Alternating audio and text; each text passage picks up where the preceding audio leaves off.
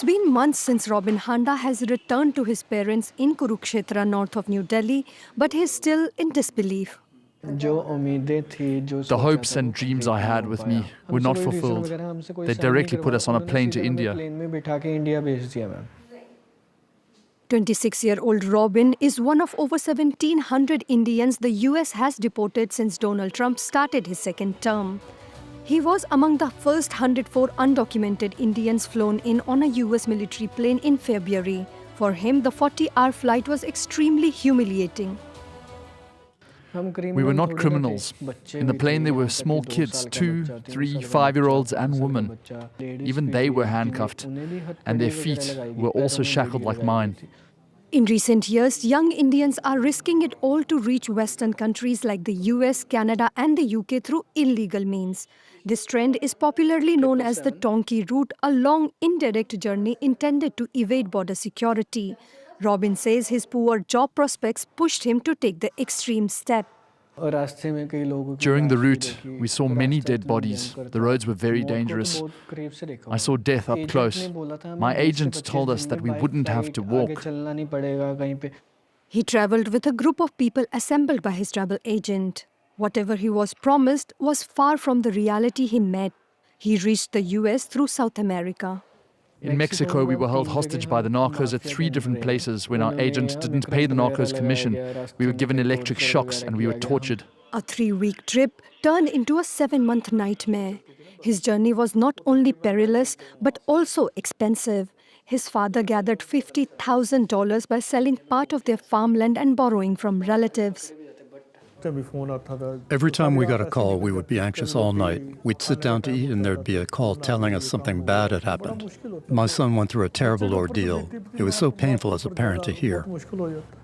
Every year, thousands of Indians are taking the donkey route. Their travel is made possible through a network of human smugglers spread across the globe. We met with one of them who wants to protect his identity. I've been in this profession for the past 20 years. I've sent close to 2,000 through the donkey route. The man claims that over 50 people from across India approach him each month and that his clients are fully aware of what they are getting into. But you know it's illegal, and still why are you doing this? You're absolutely right, but it's my job. The clients know it's dangerous and illegal, yet they still choose this path. He says that since Trump's return, illegal immigration to the US has been much harder. He's now trying a different approach. Since most of his clients are first-time travelers, the journey begins with the countries where it's easy for Indians to get visas, a strategy to build legitimate travel history and reduce suspicion from immigration authorities. We ask them to go to Dubai, and then we send them further to England, America, or Canada, wherever they want to go. For America, we typically send them to Mexico via Madagascar and Brazil, and we get them fake documents and visas for Canada or America. The smuggler claims he has never been caught for his illegal work. The issue became a wake-up call for the Indian authorities in 2022 after a family with 2 children froze to death at the US-Canada border. They were part of a group of Indian migrants being smuggled.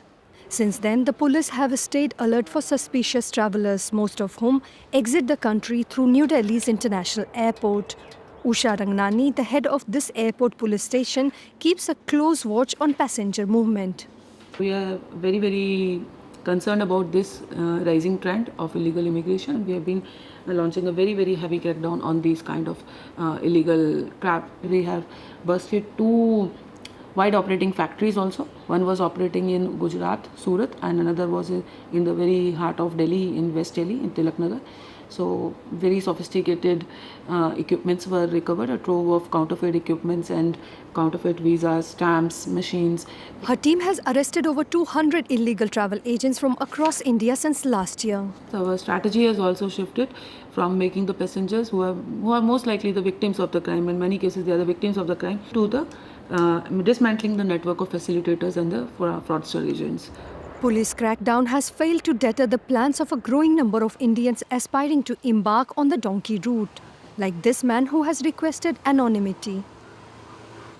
I want to build a future for my child, mother and wife. When my child will start school, I will have to pay the fees. And how do I cover food and housing expenses? At least 5 of his friends from his town have gone to North America via this forbidden route. They claim that within 2 years they were able to buy a house and a luxury car, a dream he says he can't afford with this small mobile repair shop.